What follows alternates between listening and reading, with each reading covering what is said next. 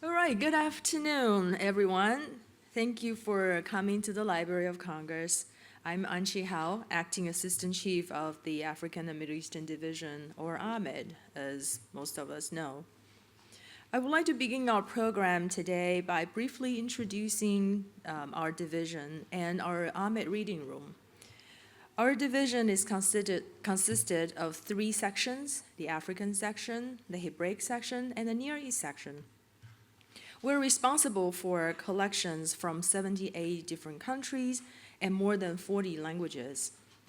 Through the library's several acquisitions offices, we collect and develop collections from Sub-Saharan Africa, North Africa, the Middle East, Central Asia, including Afghanistan, and the Caucasus. So there are various ways to use our collections. You can go to the library's website at loc.gov, that stands for Library of Congress, loc.gov. I see you all have a pen. Or you can take out your phone and type in the URL. Another way, which is really easy to use our collection today, since you're all here, is to visit the African Middle Eastern Reading Room, which is on the second floor of the Jefferson Building. And if any of you is interested in visiting our reading room, we have several staff members here who will be very happy to bring you there. And it's very easy to use our collections in our reading room. All you need is to request a reader's card. And how do you do that? Just bring a form of ID to room LJ 133, which is on the first floor of this building, in Jefferson Building, and follow a few steps and instructions, and you'll get a reader's card today. And you'll be able to come to see our magnificent reading room and use our collections. So in addition to developing collections and providing readers access to these collections, AMID also offers research orientations and briefings. And of course, we also organize public programs such as this. Through our public programs, you will have a chance to view some of the interesting and unique items from our collections. So today, our area specialist for Ethiopia and Eritrea, Fentahun Turune, has prepared a special collection display on the art and architecture of Ethiopian Orthodox Church. So we welcome you to view the display following the presentation. So now I would like to invite Fentahun Turune to the podium to introduce today's speaker. Thanks.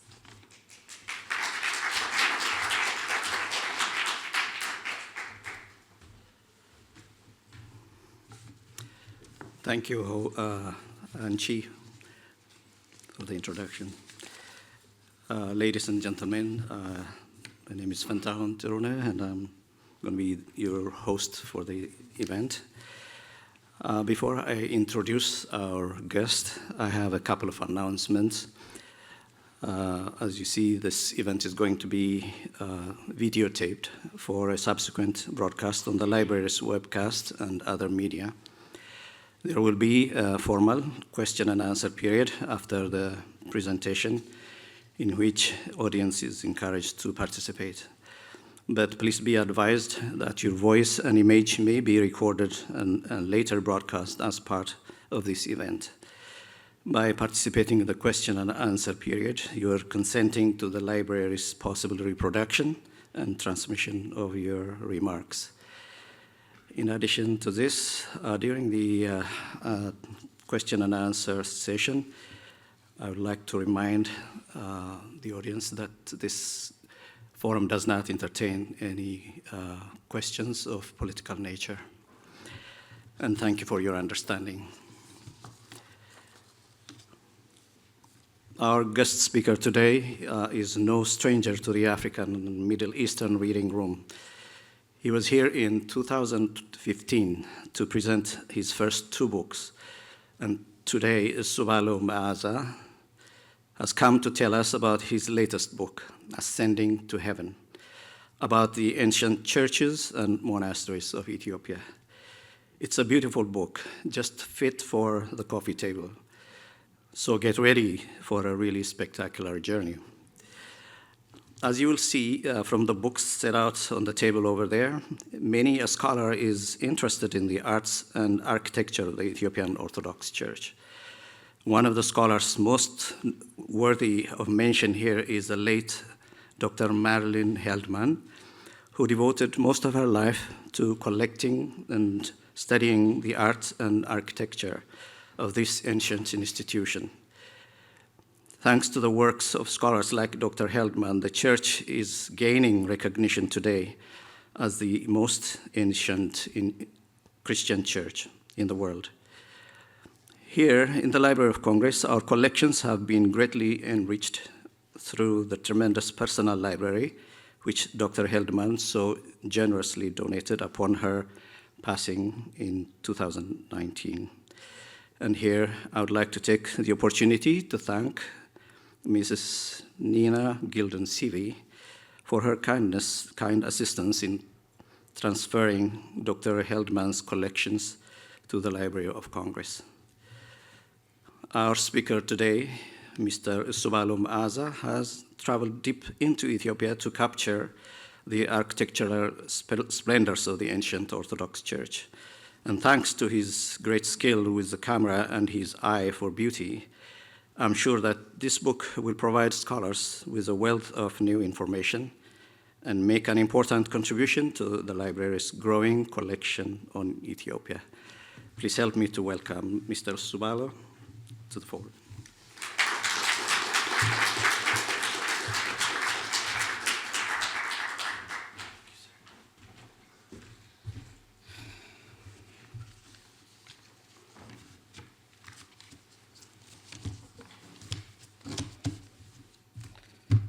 Thank you, Mr. Fantown. I don't know if you can hear me. All right. So many years ago, when I was in high school in Englewood, New Jersey, trying and struggling through world history, and even before that, when I was a child,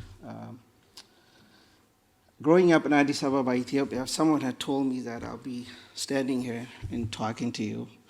My first reaction would be, of course, what is the Library of Congress? Because I wouldn't know what that would be. And my second reaction would be a disbelief. It is an honor to be standing in front of you for the second time, as Mr. Fantown said, to share with you my ongoing journey to discovering more of the stories of Ethiopia. Indeed, as the slide says, history is the best medicine for a sick mind. And I am a first-hand witness that I've learned about the past and through the artifacts left by those lived before us. It helped me understand, appreciate, and gave me some perspectives. Therefore, as the slide says, the journey continues. Thank you, Ms. Howe, for your remark. I don't know if she's here. And thank you, Mr. Fantown, for your kind introduction and also your assistance in researching through so many of the books at the Library of Congress. Without your assistance, it's almost impossible to find those books and also to find relevant documents that I've used in my books. Let me share a fun fact for a second. I went to the Library of Congress website that Ms. Howe just told us about, the LOC.com, and I searched the word Ethiopia, and 10,962 documents came up. So thank you for the Library of Congress for this massive collection of Ethiopian history, including rare books. I think you're gonna look at them later on, and the inspiring environment that you provide for researchers. I've spent some time at the reading rooms upstairs, and they're really magnificent and they're very inspiring. And thank you for coming. Sacrificing your lunchtime for a dose of Ethiopian history, so thank you very much.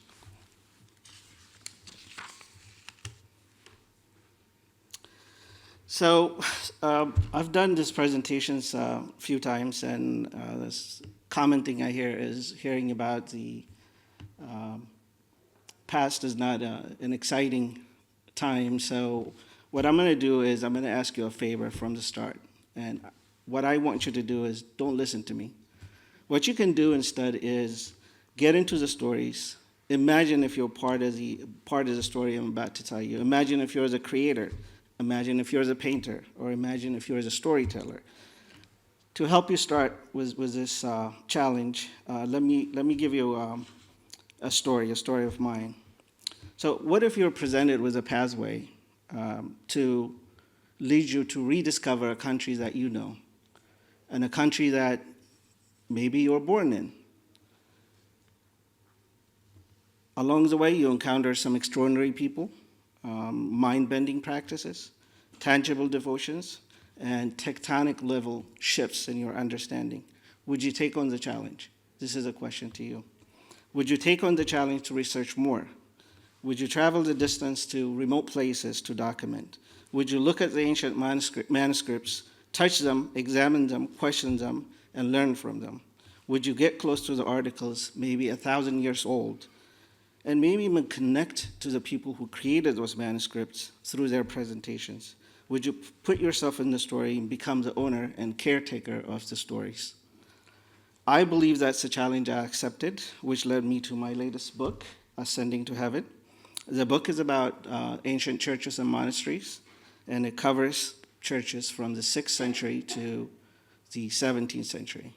And I also included one book that was built recently for comparison reason, and also trying to make a point that you will hear me do later on.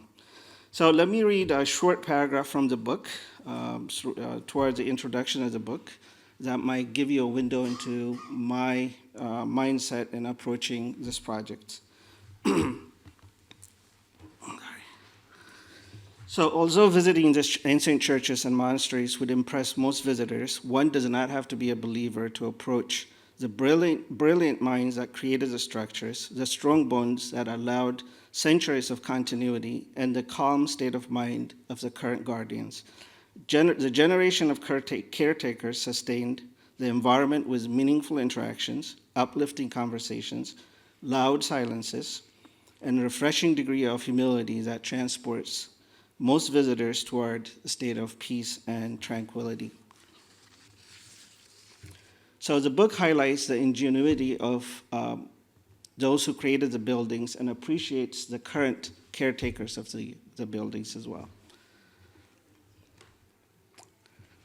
So before getting deep into today's subject, I do want to take like 5 minutes of your time to kind of take you back to September 25th, 2015. That's the first time I did my first presentation at the Library of Congress. Then what I did was I took 10 of my favorite things about Ethiopia, places and events, and I presented that. So I just wanted to go through that to remind you, and also to make a point. The point I'm trying to make is that visiting Ethiopia rewards visitors with more than a collection of the churches that we're going to talk about today, but also some other tourist attractions that you will enjoy. So one of the attributes that make Ethiopia a unique tourism magnet is a variety of fascinating destinations that it offers.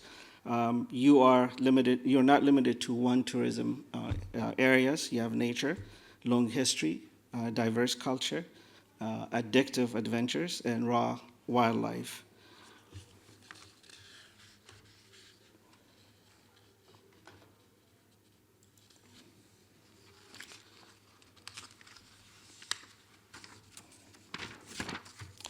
So as you look at the slides, traveling to all directions of the country, most likely admire some of the landscapes. In the northern part, for people who have been there, you've seen places like the Summit Mountain National Park, with highest peak being the Ras Dashen, which is a 15,000 feet peak. And the southern part, you have the Whitegrass National Park, or known as Nechisar, and you also have the birthplace of coffee on the west. And places like Babile, if you've seen places in Arizona, the rock formations similar to that.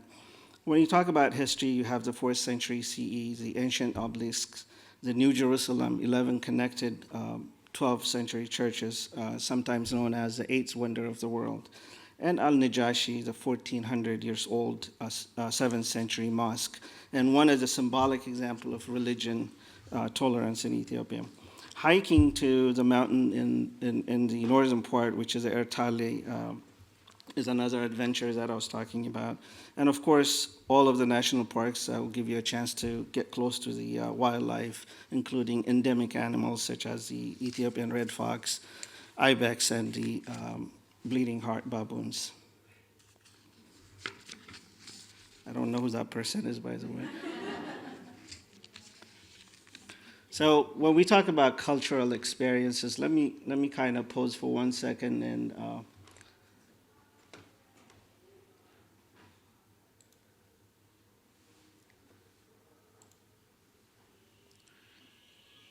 I know this has nothing to do with what we're talking about today, but I'll get there. One more slide. So this is kind of connected to what I want to tell you, which is there's a ceremony called, cultural ceremony called Ukuli, most known as bull jumping in the western part of the world. It's an ancient southern Ethiopia ritual that evaluates if a young person or young man is ready for responsibility. So again, I told you earlier, you can insert yourself into the stories, and here is your chance to insert your story in jumping the bulls. So here's, I had the privilege of attending Ukuli 2 times. The first time I attended, my reaction was very, what a primitive and backward ceremony this was, at least the first time I saw it. But what happened was I really did not understand what the message was. So what exactly are they evaluating? This is something that kind of revealed itself the second time I went. Talking to the locals and also, opening up my mind, I kind of understood exactly what they're evaluating. They're evaluating if this young man has invested enough time in the community. Does he have the trust of his friends to hold the bulls tight? Does he understand the meaning of independence? Does he have the support of his community? So it is not about only his physical ability, it's also about his connection to the community, his wisdom, his time management, his ability to take responsibility are also getting tested in this process. And through this ritual, they've told me that they do connect to their ancestors. The lesson learned here, if you try to understand, most of these rituals represent deeper messages in culturally meaningful way. This is the kind of unique culture you will experience in Ethiopia. All right, let's not repeat it.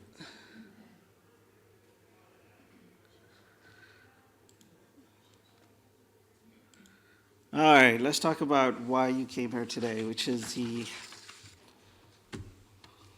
Ascending to Heaven. What is it? So this is a book about the ancient churches and monasteries, as I told you earlier. There are 51 churches and monasteries included in this book. Even though I would love to do this, I mean, I could be standing here talking to you about every one of these churches, my experience in going to them, the rivers we crossed, mountains we climbed, or even the leap of faith that was required to believe that I can do this project. But Mr. Fantown told me it was limited time, so I'm not gonna go through that. So instead of that, what I did was, for this presentation, I went ahead and summarized the book with the stories that I'm trying to tell you through the book. So here's they are. It's kind of hard to fit all the book in 4 words, but this is what I did. So let's see if it works. The ingenuity of the people who have created these masterpieces, and the protective culture they developed to make sure that they passed it on to us, and it actually worked. So we have this artifacts. The tenacity is another thing that I admire about their goals. It took persistence, vision, and stubborn determination to be able to create these masterpieces and care for them. And of course, some disappointments on the way that I will be telling you about, and I hope that that I have, that the new generation will be able to take care and maintain these churches. So experiencing these places firsthand has been a source of many, many, many questions for me. I've done 3 books, as you can see from the previous slides, but I still have questions. I still have many questions. How could they, people from the 6th century, be able to create this massive buildings with primitive tools? How do they transport, as you can see the middle one in there, the stela that weighs 160 tons from the carving place to where they stood it up? And how did they carry it? How did they stood it up? I mean, this is over 2,000 years ago. How could they carve the middle of a mountain and create a large church? A church, not only a church, but many rooms within the church. How could they paint with vivid colors, as you can see on the top part of the presentation or the slide, that transcends time?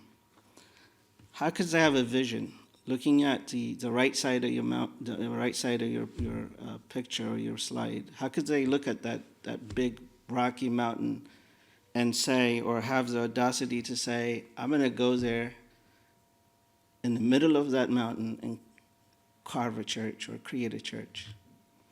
These are the kind of questions I continue to ask myself, and I'm sure people who have been there before have these questions, and people who are will be inspired by this presentation and go see these places will have the same questions as well. So their ingenuity did not stop here. They developed scripts, ink, paint, binding techniques, countless manuscripts, and equally impressive, the traditional education systems they developed to make sure that this knowledge has been transferred to the new generation.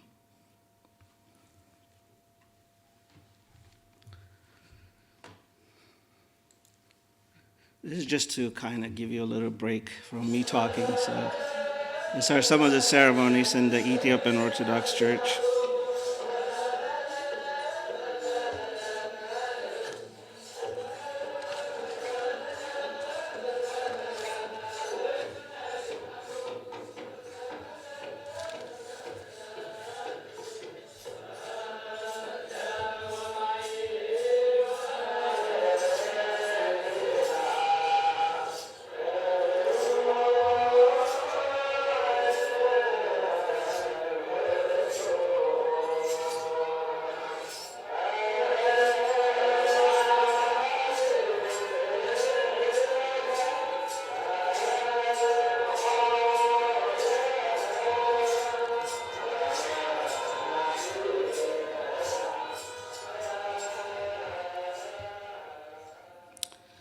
So with all these articles from the past, or artifacts from the past, I hear some common questions throughout my journey to document these places, and I'm sure you've heard some of these questions as well.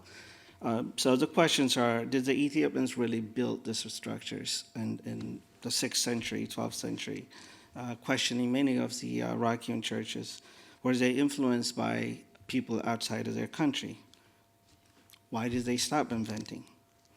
As you can imagine by now, I traveled, as I said, about 51 churches, or remote churches, places that are kind of hard to get. But I was lucky enough to get to those places, but I was not lucky enough to invent a time machine to go back and ask these people. So what I did instead was I tried to find the next best thing, which is people who are inspired to currently and apply the same techniques to create these churches. And I was lucky enough to find one person. So that leads me into the example of our generation, or the ingenuity in our generation. Okay, apologize. Here we go. So let me introduce you to what I call the present day ingenuity. Meet the guy on the left and standing in front of the church. Mergeta Gebra Mescal Tasama. He's a young clergy who carved 4 churches about 40 miles from the ancient churches of Lalibela and the churches, the Lalibela church that you see on the right side. So like the ancient churches, these churches are also decorated with the stories of the Bible. The stories are told through the shape of the church and also the rock relief carved on them. So as I explained earlier, when I did my research for this book, one of the common themes that I witnessed is that many historians, even in printed books, some books that you see, shed doubt to the original creators of the architectures or the buildings. So to me, Margeta Gabriel Mescal has proven that with the will, the skill, and the determination of Ethiopians to build, these churches still exist. Here is in the 21st century, here's a priest communicating to his God, taking orders just like those from the ancient church times, to build these magnificent churches. As he told me personally, he used his God-given talent, primitive tools, and vision. And this is not from the 6th century. This is not from the 12th century. This is a person that I met and the person that you can go meet next time you travel to Ethiopia.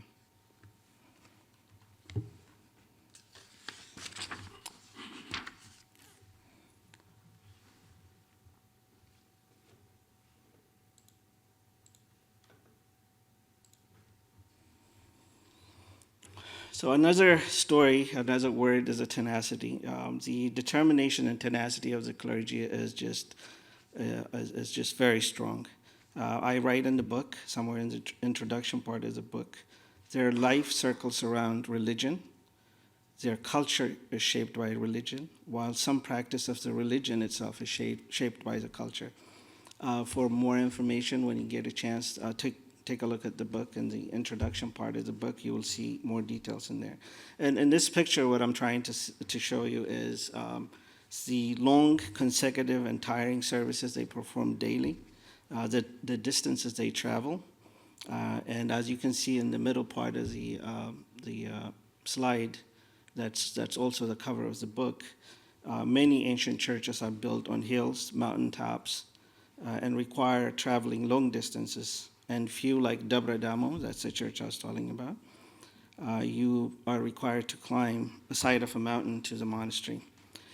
In today's technology, I just want to make sure, in today's technology, there is a way to create an easier path. However, people use the symbolic means to a way of connecting with the creators of the monastery and their messages. So don't think that they do this because of a lack of knowledge today. It's just their way of connecting to the original message.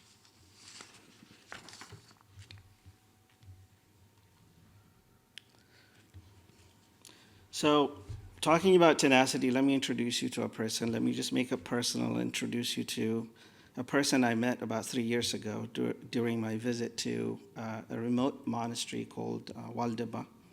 His name is Abba Hailemariam, the one standing on the left, just to make sure. His name is Abba. Abba means father, Father Hailemariam. He's a monk from the monastery, and he's been there for about 40 years. He left his home to the monastery at a very early age. According to him, his decision was a very tough decision for his family for many reasons. He was a second child to join the monastery. So that meant he doesn't have, or he's not helping his father farming, or his mother was household chores, or being regularly around in the neighborhood. As a response to his, you should have seen his face too. He looks at my questions very immature and silly, but I had to ask him. What he told me was beyond my understanding, what I could understand at that time. He said, when you give yourself to God, you have to believe that every human being is your family. He understood the pain that caused, that his leaving the family caused and to his family, especially that when he was telling me about the facts that he wasn't able to see his dying mother in time. That was kind of tough to hear. But he strongly believes that this is a temporary life that we have on earth, and he is looking for the longer life and peaceful life beyond. So this is the kind of tenacity that you see.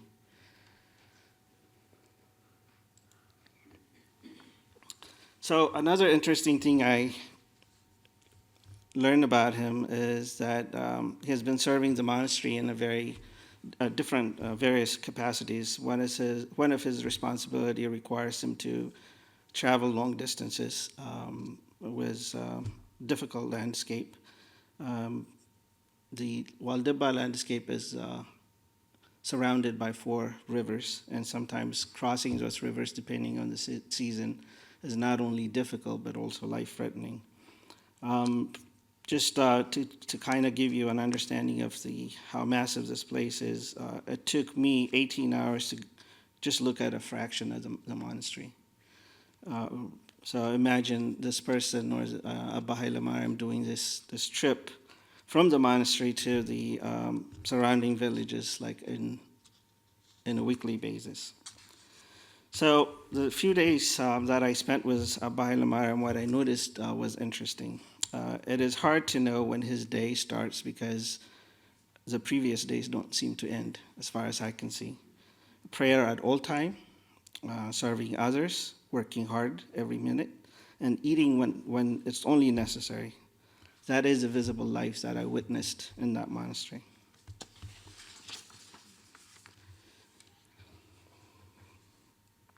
So if that is not enough, and I was kind of overwhelmed after 18 hours and 4 days in that monastery, what I found out towards the end of the monastery was kind of mind-boggling, I guess. He suffered from a lung disease that made it hard for him to breathe in normal activities. And here he is walking with me 18 hours and going places and climbing mountains. So again, my immature and silly concerns, he smiled with humility, strong belief, gratitude, and unyielding devotion. This is one of the stories that I can tell you about him and many other people that I met through this journey. Their tenacity is unearthly. The most important point for me is that through them, I was able to see the strengths and drive of the clergies of the past. I was able to see the people who created these masterpieces because the self-control and obedience culture are the same.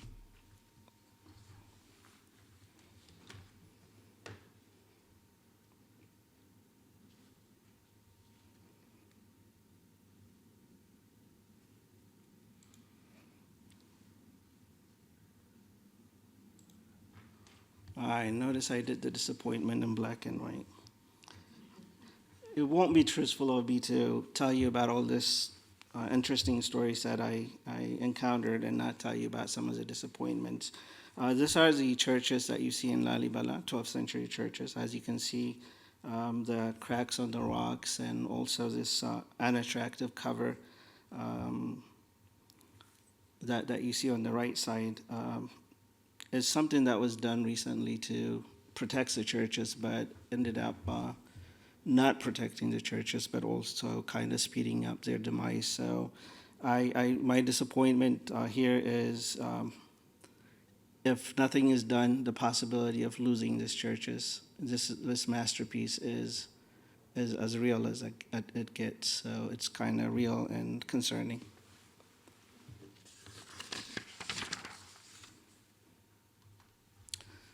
I'm not going to leave you hanging with disappointment and let you leave. So let me tell you what my hope is. Awareness is on the rise. Not only the Ethiopian government, but our governments, the United States and European countries, are acknowledging the issues and reaching out to help. So this is kind of a very helpful step, and hopefully this continues and until the issue is resolved. Here's the other hope that I have. By far, the greatest traditional schools of the past were constructed by and managed by the Ethiopian Orthodox Church. Of course, I'm talking about in Ethiopia. I wrote in more detail about the traditional education system and those brave souls that follow it. I invite you to read some sections from the book towards the end of the book called Yekolo Tamari and Abinet School. Those are the titles of the subject, the titles of those sections. So when you get a chance later on, take a look at those. So I've seen many children like this in all parts of the country. That gives me hope that the traditional education has continued. And also my hope is enough future caretakers will be educated and trained and inspired to take responsibilities for this masterpieces.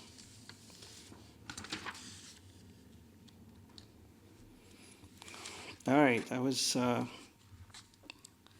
so as a conclusion, hopefully I was able to give you a good understanding of what the book is about, and without going through the book, because there are 51 churches, as I said. If you have later on, if you have questions that I can try to entertain, but it's kind of hard to limit them into one presentation. So, why the attention? So, why are we giving these churches the attention that we're giving them? When considering their age, the civilization of the people who made them, and the strength of the culture that protected them, it makes them a treasure to humanity, and their value transcends any one country. That's why we need to pay attention to them. And what is reflected? They reflect our history. They help us understand and respect the people who lived before us with different tradition, and they help us learn from their mental strengths, dedication, and unity. So that is exactly why I'm standing in front of you today, to talk about the ancient people through their ingenuity, tenacity, and hope they provide to us.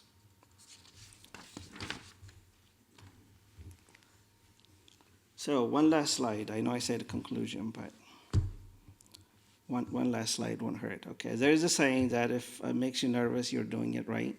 So I do feel the butterflies, just to let you know, and hopefully that means that I've done it at least 50% right. So let me read one paragraph from the book and before getting into your questions. Abba Gabra Meskal, a priest from the remote monastery of Abba Gorgis Agaseja, connected my interest of publishing a book about the Ethiopian ancient churches and monasteries to a calling from God.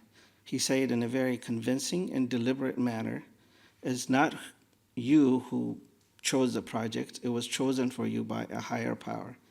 If in fact that's the case, I hope my work adequately portrays the extraordinary minds that created the establishment and the simplicity and sincerity of the pure souls that I encountered throughout the Ethiopian landscape. So thank you for listening to me, and I will be taking questions if you have them.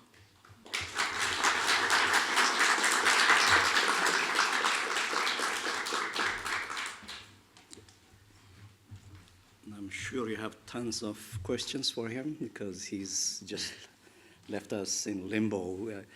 He hasn't discussed much of his book, but... I'm ready to discuss it. Yes, ma'am. Well, thank you very much for a fascinating presentation, and you really... Thank you for the fascinating presentation. You certainly raised my interest in going and visit these wonderful places. My question is if you could share with us a little bit of the history of when Christianity arrived or evolved. How did it evolve in Ethiopia?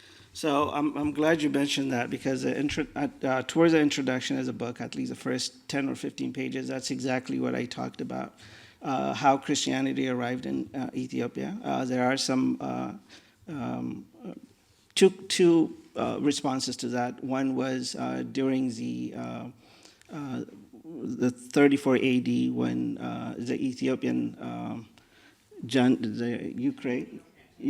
eunuch was baptized baptized. That was the first time. Or also the other as a nation is the 4th century that Christianity arrived in Ethiopia during the kingdom of King Caleb. So after that, the book talks about the expansion, and the book talks about all these other churches that were created. So I really advise you to look at the first 5 or 6 pages of the book. That would answer your question. And I'm so happy to hear that you were inspired enough to be able to go visit these places, because they are just amazing places. Anybody else? Yes, ma'am. Could you talk a little bit about the architecture itself? And you said people used, I wonder about the architecture itself and how people used simple tools to build some of the churches that were in your photographs. Yeah, so the historical, the history behind the ancient churches is they've used a hammer and a chisel to chisel those big buildings.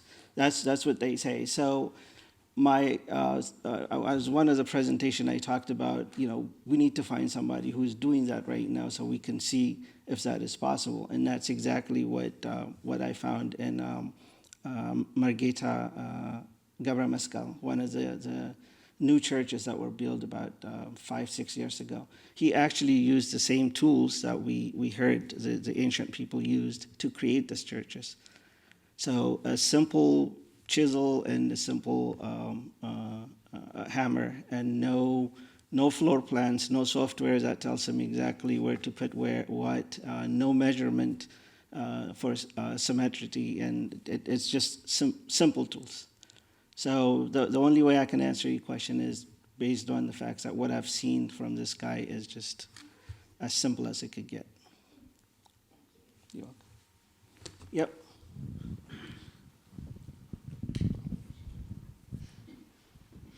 Thank you, Isu. I had a question about, are women allowed in these churches? Are they being used as a place to just visit, or are they actually being used for services and for traditional things that they actually do, regularly? Or are they just for people to visit?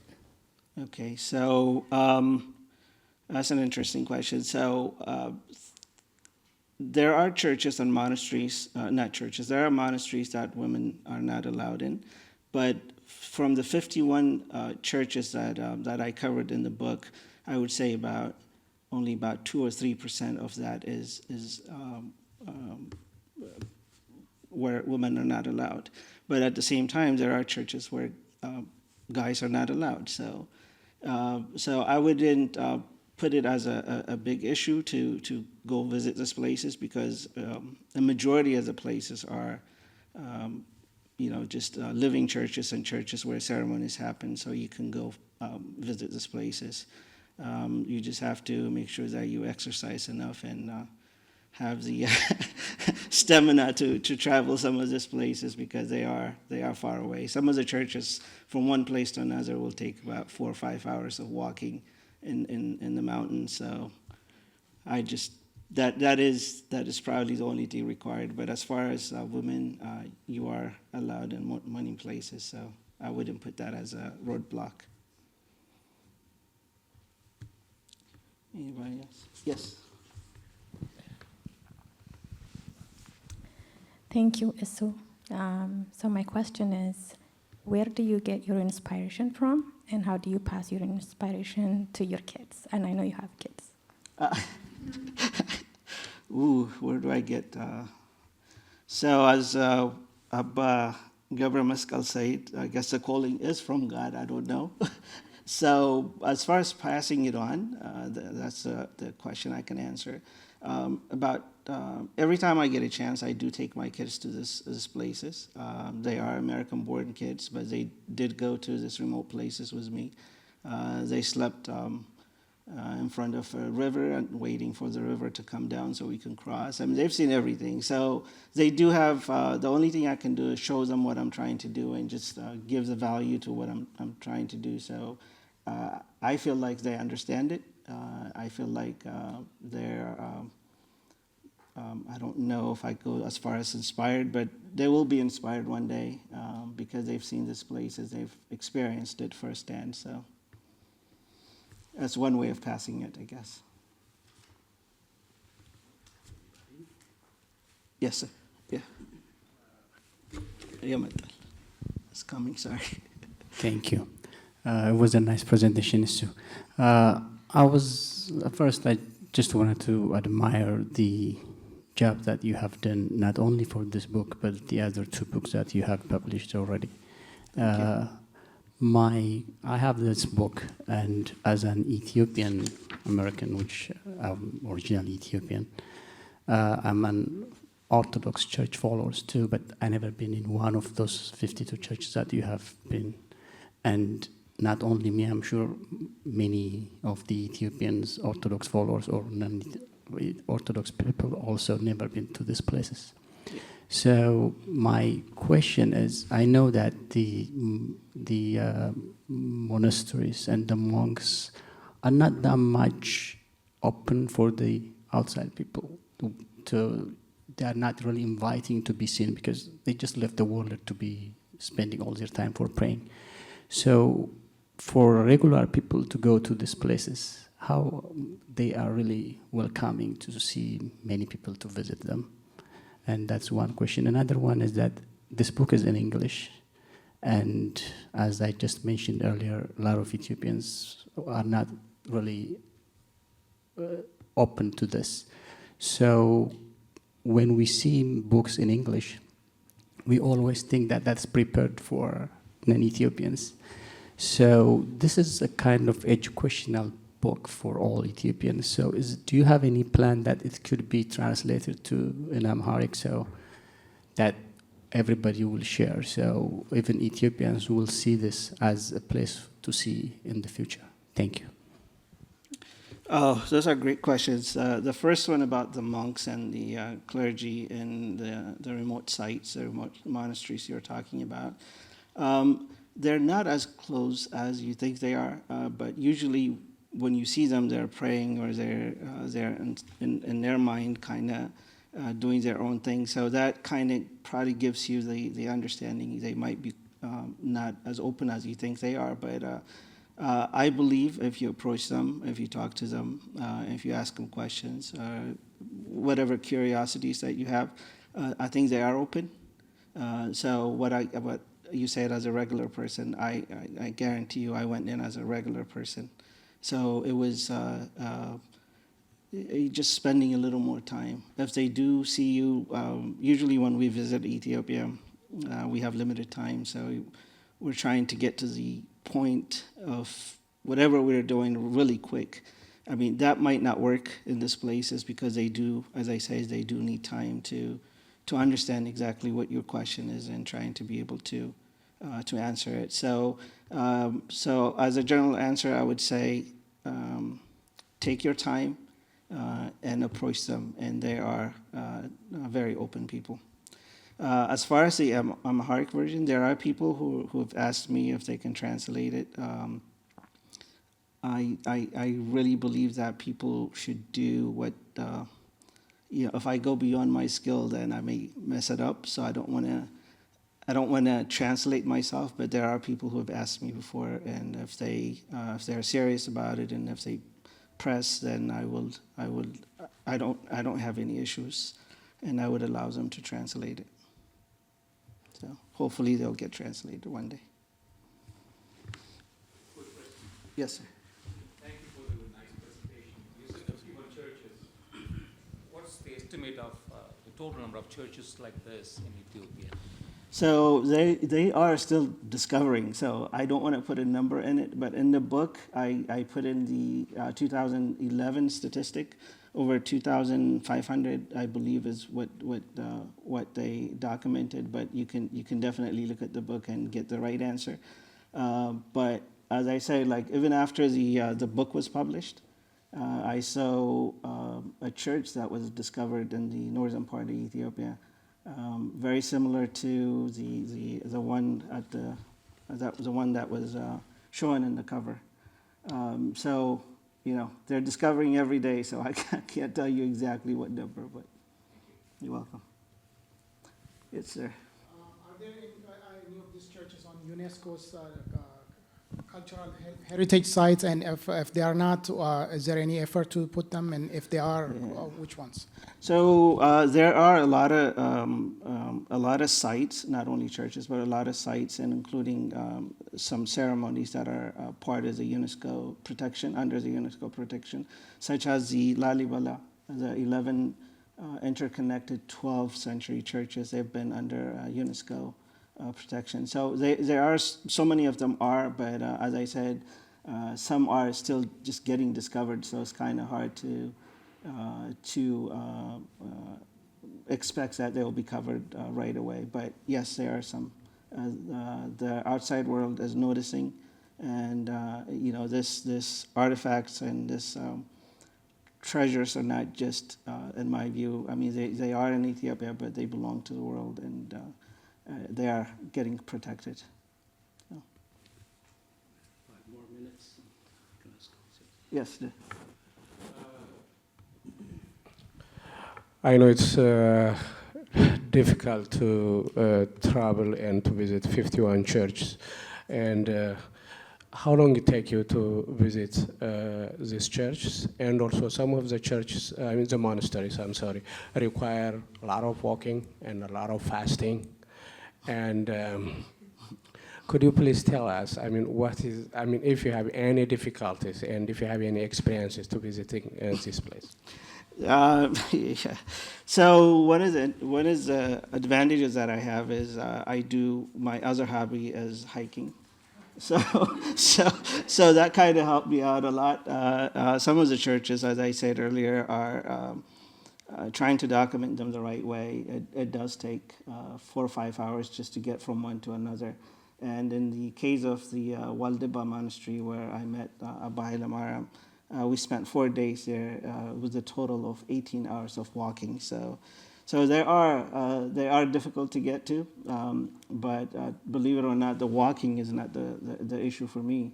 It's just some of the elevations. I mean, they'll show you a middle of a mountain and tell you there's a church in there, and you have to go get it or take a picture of it. So that makes it a very difficult journey, but it's difficult challenge, but it is a challenge that anybody can do here. So, I wanted to ask this. Sorry. Just a follow-up question. Sorry. Just a follow-up question.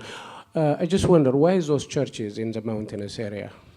Okay, so there are some, that's interesting, that's also covered in the book, but there are some answers to that. One of them being that there's a biblical answer, which is the Jesus, every time he preaches, he's on the mount or some higher ground. So that is one of the reasons that they have it there. But there's also another reason. Because they're in this difficult places, we were able to maintain them and then pass it to the new generation and not getting destroyed by war or by some people who wanted to destroy it. So that was your question. Sorry, there was I think a hand in there.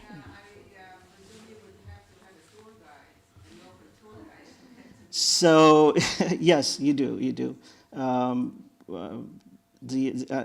Another advantage is since I wrote this 2 books before this, some of the tour guides became friends, so they're, that is another advantage. But there are so many good and really talented tour guides, specific in that area as well. So yeah, you're not going to have a problem visiting these places. One last question. Hi, thanks, E. So I guess you mentioned that you had 2 other books before this, and this is your 3rd book. So I was just wondering, I guess, what's next for you? Are there any other topics that you're exploring? So just to kind of tell you, the time it took from the last book, which is the book about Addis Ababa, to this new book, is 4 years. So out of the 4 years, the first 6 months was trying to figure out what to do. So this is my kind of going around your question. I'm still thinking about what to do. So there's nothing in my mind right now that I'm trying to do, but in general, there are just so many things to document and write about. So. Well, thank you for the nice presentation. Thank you, sir. Thank you all for coming.